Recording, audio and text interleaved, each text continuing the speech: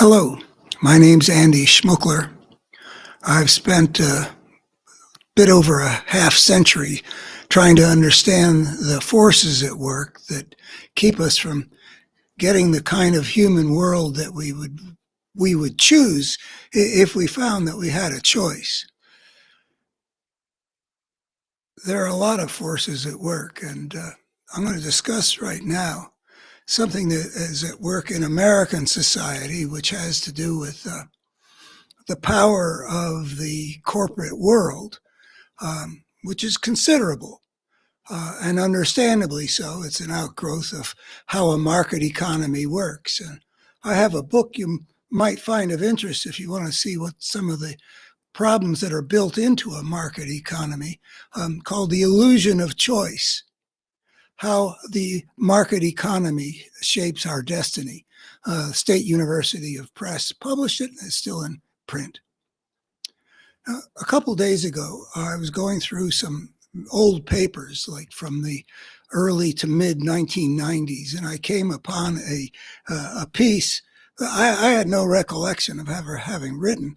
The title is what I was stuck with, caught my fancy: When Cats Advise the Mice to Get Rid of the Dog.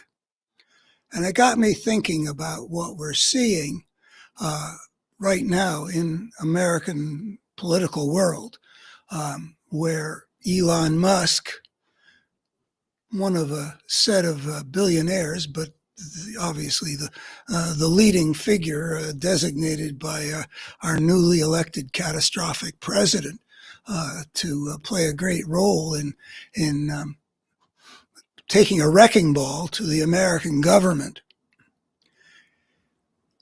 And it struck me how transparent, in a way, the motivations for this are. There may be many motivations. I don't claim to see into the minds of these people, but structurally, there's an old idea, old in the sense that it's older than when I was learning things. From the very early 1950s, a famous economist, John Kenneth Galbraith, wrote about countervailing powers. This was in America in which the economy already wasn't the kind of pure thing that the market ideologists like to point to, because there had been so much concentration of economic power in big corporations, which has only gotten worse since then. And his idea of countervailing power, as I understand it, was in response to seeing both how dangerous it was for the corporate world, for economic entities of great power and wealth, to be able to call the shots in our society. And the countervailing powers he had in mind, well, the two that I mostly recall. One is that there had been, we're in the early 50s, compared to 20 years before FDR, before the National Labor Relations Board, before the Supreme Court stopped serving the corporate system at the expense of working Americans. The big labor was a countervailing force against big business. Big business is a phrase that one heard a lot. Don't hear it anymore. Funny how language evolves. And the main consequence of that countervailing power was that it was no longer possible for the corporate system to screw the working people as badly as they had for the 70 years or whatever, from the Civil War to the beginnings of the rise of labor and organized labor as a countervailing force. The individual worker had been compelled to deal with this giant faced one to one, complete mismatch. But when you get unions and you get two sides sitting at a negotiation table with the threat of a strike, well, then you get something better than what happens when there's such an imbalance of power. A lot of the forces that make our world worse are matters of power. And we're talking about a particular kind of power here, which is the power of the dollar and the individual worker needing to be part of an entity that can go toe to toe with a big corporate system. But the other big countervailing power which had entered in, and not only to do things like pass labor laws to level the playing field, is another thing in the language which is important here. The other aspects of what's wrong with unchecked corporate power requires the government to do things that can correct for the problems that an unregulated market inevitably will produce. And my illusion of choice has got a lot to do with why that's inevitable. It's not just human greed. There are systemic aspects to this. And it's not just even if you have huge corporations, even in a perfect market with little actors on both the buyers and the sellers side, there are systemic forces that make things turn out not the way people would want. This is an important dimension of things, is that human choice is sometimes only apparent because the system sets things up so that the choices that get made are actually essentially dictated by the logic of the system.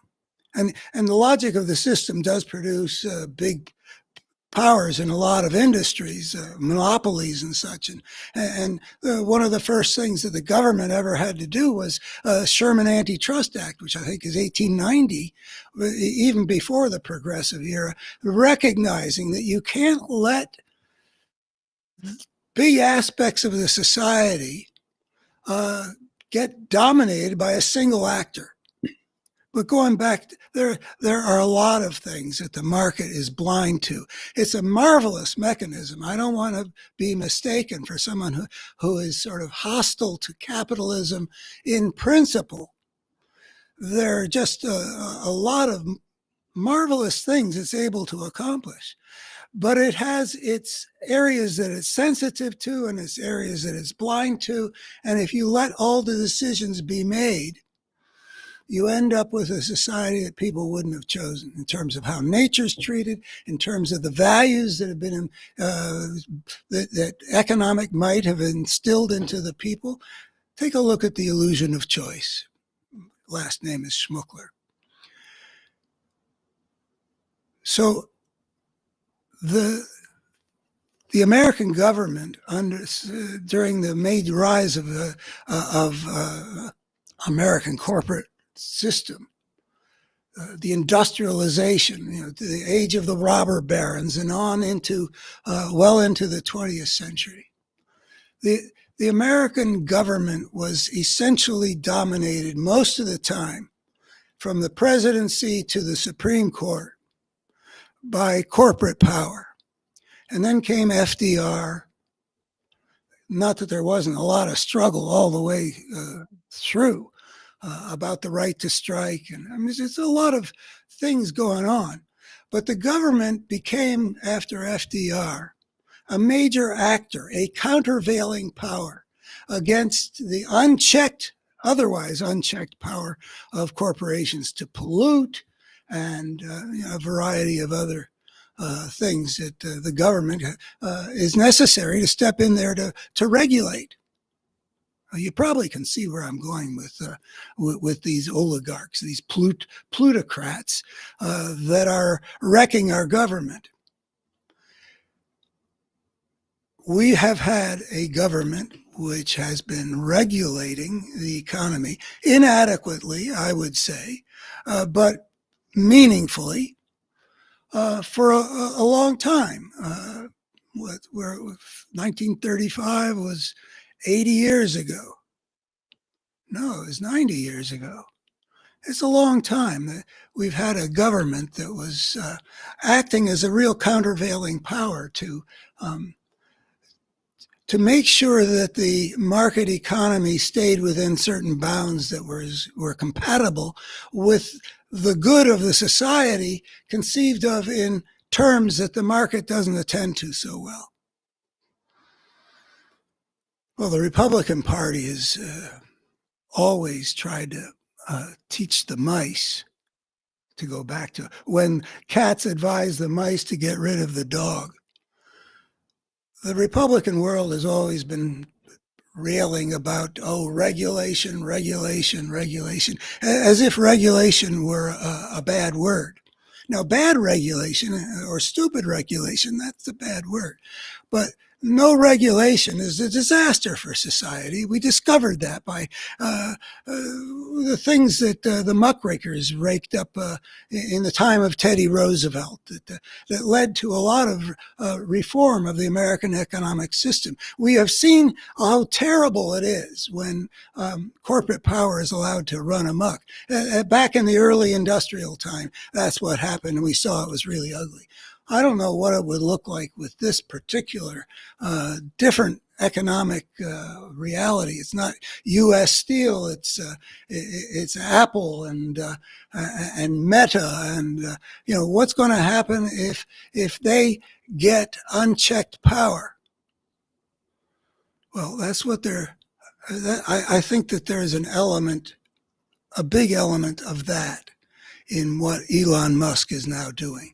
And I don't have a clear picture. I mean, there's also Project 2025, which shows that there is a force out there, a political force, which I don't know a whole lot about, but the Heritage Foundation, and I did work in Washington enough to know that the corporate money was playing a role. This is over 40 years ago when I was in that world. That corporate does distort things in terms of the think tanks, and there are the Heritage Foundation is part of the larger picture in which money ends up buying political power. So it's a problem. And Project 2025 has been wedded with the American people choosing Donald Trump to lay out a blueprint for creating a different America. Not an America I really want to see.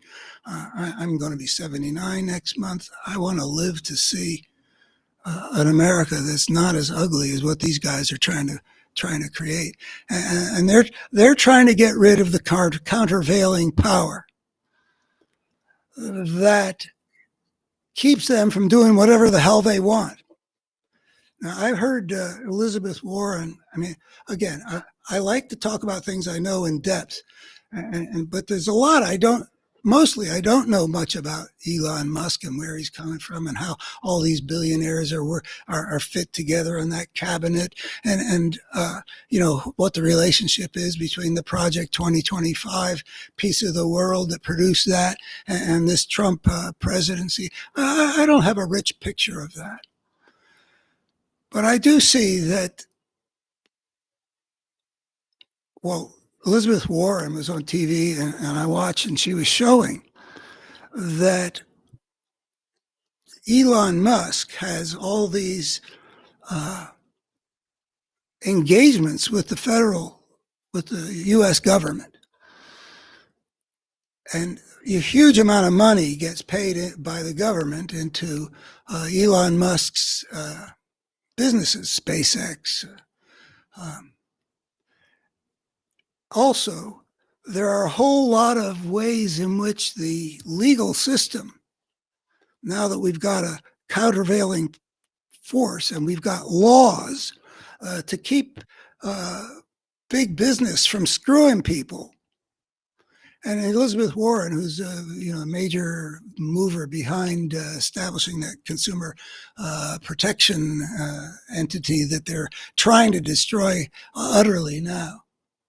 So she knows what she's talking about. This is something that she really knows about. And she pointed out all kinds of ways that Elon Musk is specifically targeting agencies that were to be hearing things like complaints against one of Elon Musk's businesses for defrauding people in some way, and a variety of things. In other words, he has some very specific aspects of the government that have been working to be a countervailing power to make sure that huge economic clout doesn't translate into the ability to make the American world one where the big guys screw the little guys.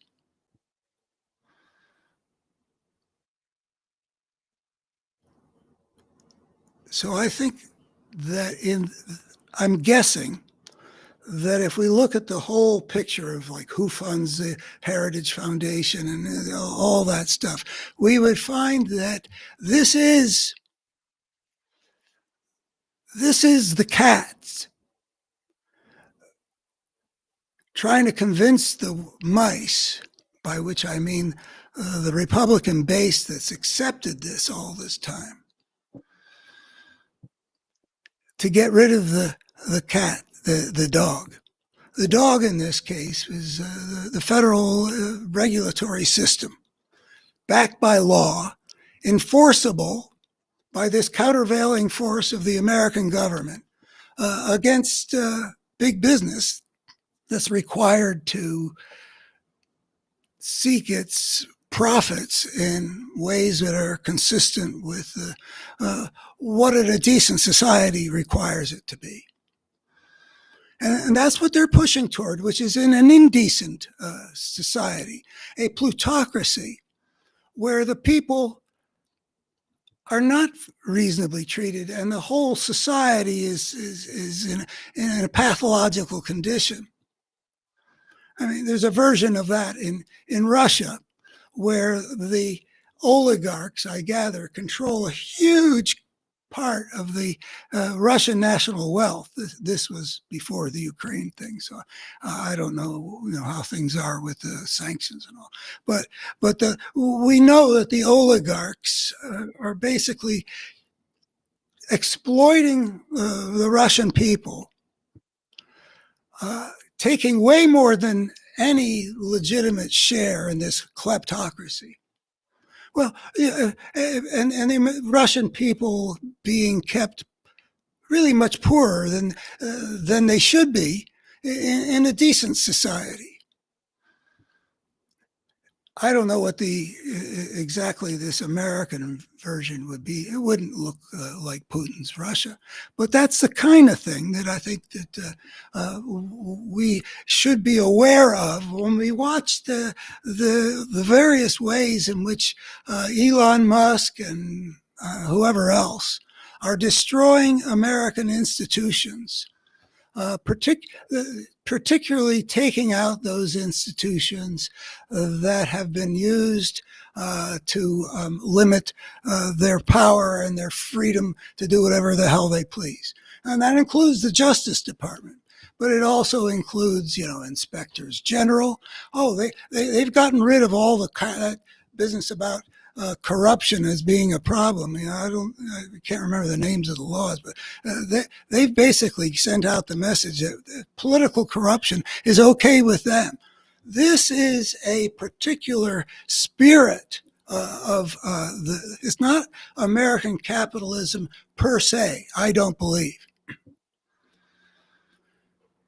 No, I don't believe it, but on the other hand, I'm not, my knowledge is not enough to say this for sure. But within American capitalism, there has been a component that was basically fascistic, plutocratic, and kleptocratic. I mean, these are guys that are so driven by lust for power and by greed that that they've been hugely successful, even though they're not the totality. I'm guessing that if you look at the major figures in the Standard and Poor's 500, S&P 500, look at all those people, you would find that those kinds of people, like the Koch brothers and like whatever it is that Elon Musk is now, that those kinds of people are probably, I'm guessing, a contingent. But people like the Koch brothers were so good at striving for power that they've actually managed to take over a Republican Party, and they've managed to get a situation where we could get to a place like this. I mean, this is a plutocrat's fondest dream, that they've got the power, or at least they're acting as if they think they can make it stick, which remains to be seen. They've got the power to really destroy the government, get it out of the way for once and for all. They've been fighting that fight around the margins for years and years, trying to block this kind of regulation or that kind of regulation.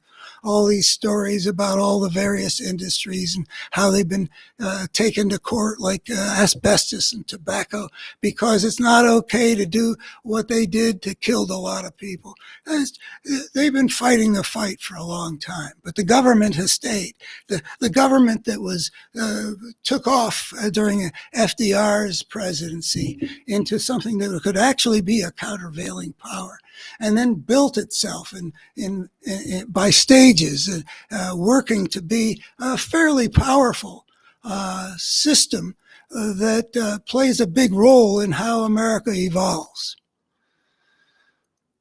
But we now are in a situation where that contingent is actually acting as if it has the power to essentially, like the battles of the ancient empires, to annihilate the enemy.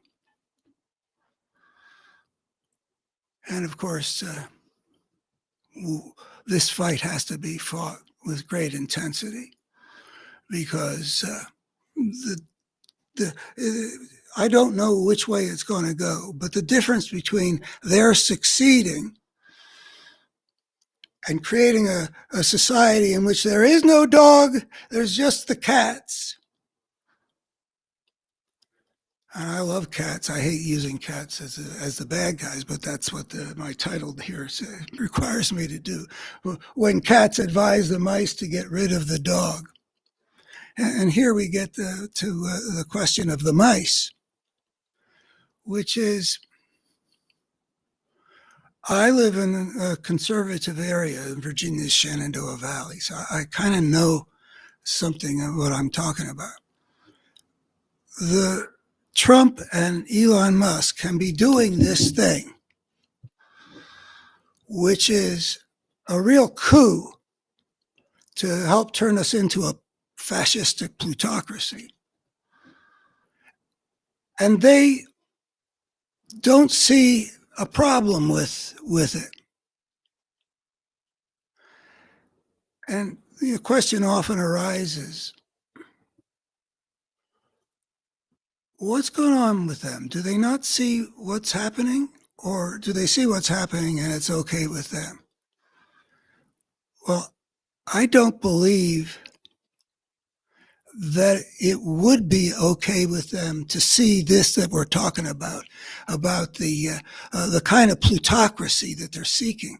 I think they really think that people like Trump are their friends, that care about them. And one of the challenges is, I don't know how to meet it. How could it be made so that they no longer see a goodwill that's not there, but rather see that Elon Musk and Donald Trump are acting to transform America into a place that's going to be a lot worse for everybody, including them. And maybe even in some ways, like them, especially them. I don't know how do you get so that people can see that the force that they're supporting is working hard to make an America in which they will be weaker and poorer and less fairly treated. I don't know how. I don't fully understand how people don't see that these guys are the cats and they're the mice, and how then they can watch how these cats are getting their permission to get rid of the dog that's been protecting them, that's trying to be leveling the playing field. Something so fundamentally broken when people support a political force that is quite clearly just exploiting them, deceiving them, misleading them, giving them false things to care about while their pockets are being picked. I don't understand it. But I do think that one of the main jobs we have is to figure out a form of messaging that will help the people who have been supporting this political force that's now taking away their protections. I think finding the way to message that should be a major job, because it can't be okay for America for a president to be able to act like this without there being a powerful response from the American people.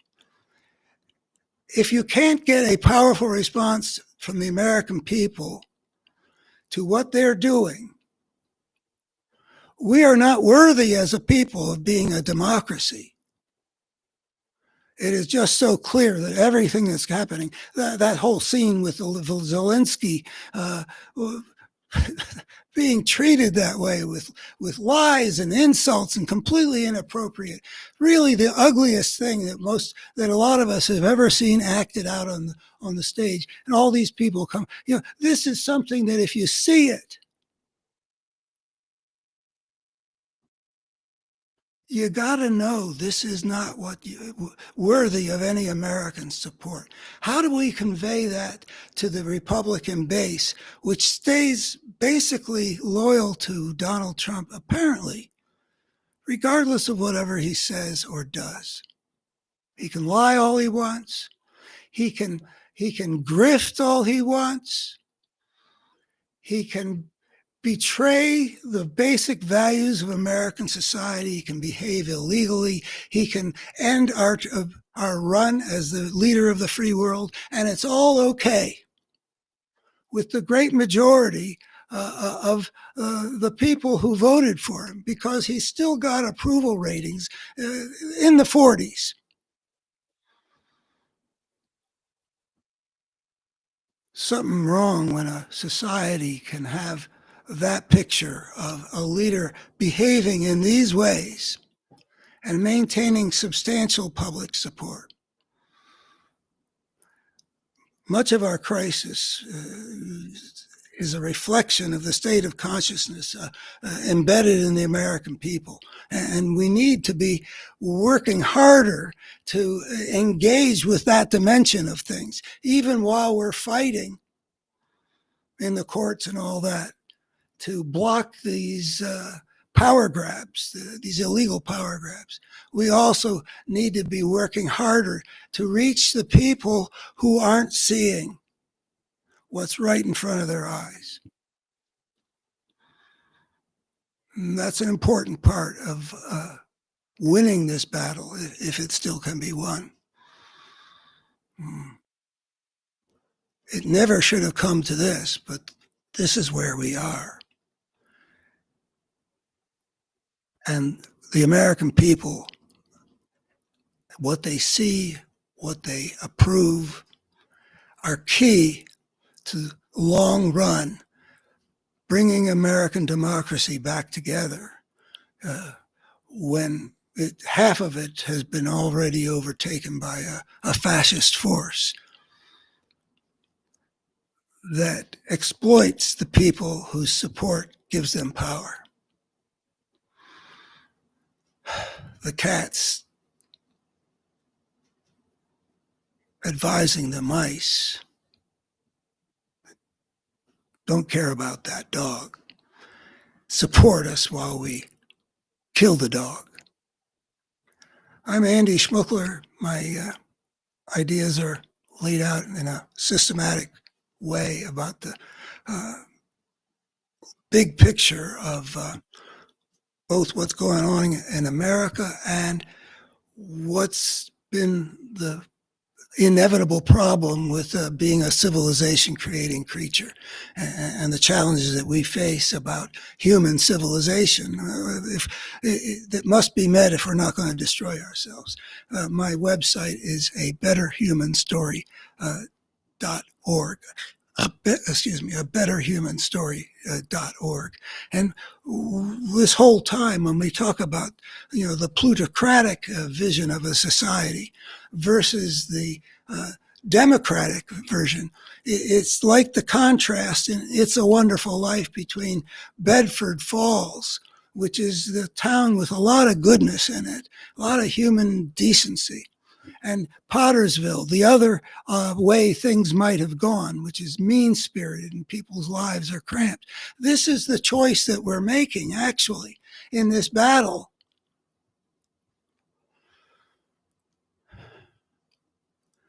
And what Elon Musk is doing shows part of that fundamental ugliness that a great many Americans chose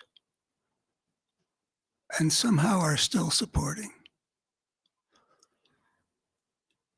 There is a way of understanding all these forces in a coherent way, not in full detail, but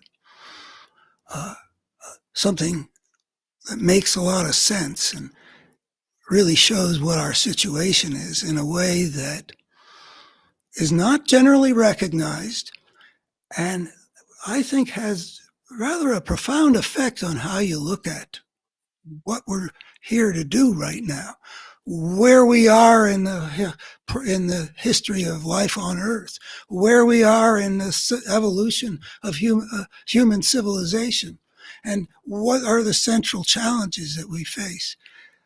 I think that there's something there that we could use to increase the odds that we'll be able to get our act together as a species before we destroy ourselves.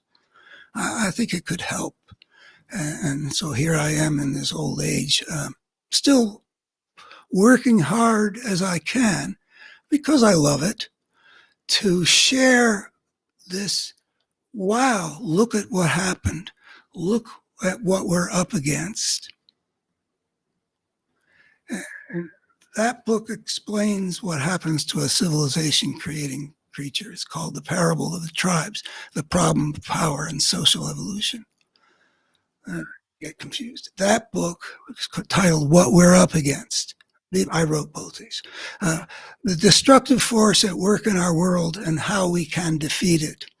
And it's an integrated picture of both what we're up against in terms of the struggle between democracy and fascism in America, and what we're up against in a battle that's been at the center of the whole process of civilized history, a battle between two coherent forces. I won't go further with that. Let me just say, I promise you that you'll find something worth looking at if you want to have an understanding of the whole drama of our times and of our species. Nobody who's checked it out has come back and said, I advertised that falsely. So I encourage you to go to see abetterhumanstory.org. If you would like and subscribe to this video business, I give it my best. I think there's a lot of richness to be seen in our situation now. I find it meaningful to keep thinking about these things, and I'm very honored to have the opportunity to share in this way this amazing drama we're involved with as I see it. Thank you very much. Andy Schmuckler, A Better Human Story. Goodbye.